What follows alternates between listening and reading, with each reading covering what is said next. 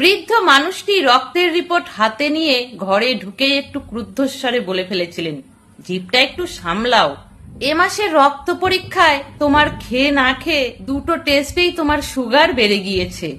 ব্যাস, ওতেই মাথায় আগুন জ্বলে গিয়েছিল বৃদ্ধার। তিনিও পাল্টা দিয়ে দিয়েছিলেন, নিজের গাছের কটা পাকা আম ছাড়া কি খাই শুনি তোমার সংসারের।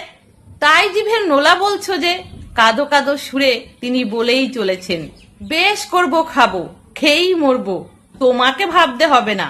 হ্যাঁ, আমি ছাড়া কে ভাববে বলো দেখি, বৃদ্ধ মানুষটি বলেই ফেললেন। বৃদ্ধা গলা উঁচিয়ে, ছেলে বৌমা নাতি আছে, ওরা যদি না ভাবে তো কোনো আশ্রমে চলে যাব, তবুও তোমায় ভাবতে হবে না। বৌমার সামনেই আমাকে কথা শোনালে তুমি।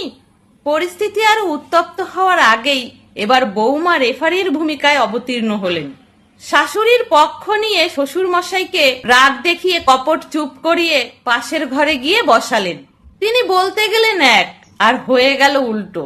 এদিকে দুপুরের খাওয়ার সময় গড়িয়ে গেলেও বৃদ্ধা সেই যে ঘরে খিল দিয়েছে, শত ডাকাডাকিতেও খুলছে না।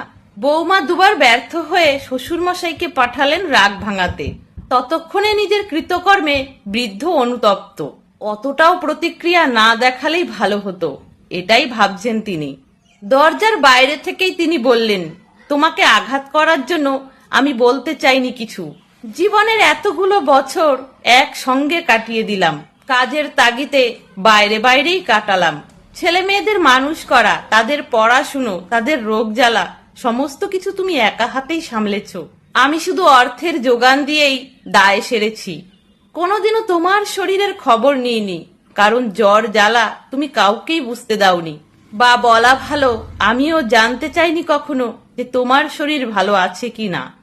আজ এই পড়ন্ত বেলায় বয়সজনিত নানা রোগে তুমি আক্রান্ত, তাই তোমায় একটু চোখে চোখে রাখতে মন চায়।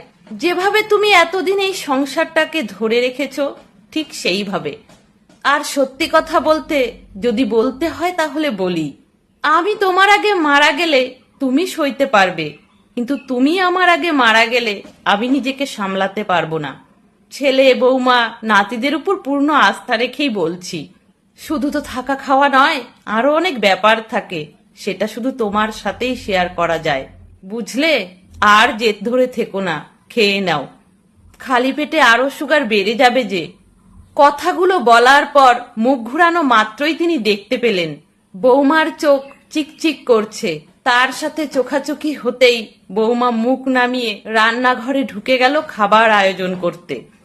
কলেজ পাশ করা, কম্পিউটার জানা, মোবাইল চালনায় সিদ্ধহস্ত বৌমা খাবার সাজাতে সাজাতেই ভাবছে, এতক্ষণ যা শুনলো তা কি কোনো সিনেমার সংলাপ, নাকি এগুলো গড়পাত্তা বাঙালি পরিবারের প্রতিটা বৃদ্ধের কথা, নাকি এর নামই দাম্পত্য, যেখানে বছরের পর বছর একই মুখ দেখতে কোনো ক্লান্তি নেই।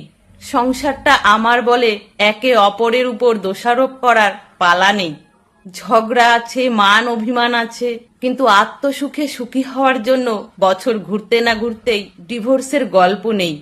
আছে শুধু একে অপরের প্রতি সীমাহীন বিশ্বাস, অপার নির্ভরতা আর এক আকাশ অনুচ্চারিত ভালোবাসা। এসব ভাবতে ভাবতেই বাইরে থেকে আওয়াজ ভেসে এলো, বৌমা, তোমার মাকে একটু ভাত কম দিও, অনেক বেলা হয়েছে তো। তাহলে বন্ধুরা, গল্পটা আপনাদের কেমন লাগলো কমেন্টে অবশ্যই জানাবেন। যদি ভালো লাগে প্লিজ শেয়ার করে দেবেন। সকলে ভালো থাকবেন, সুস্থ থাকবেন।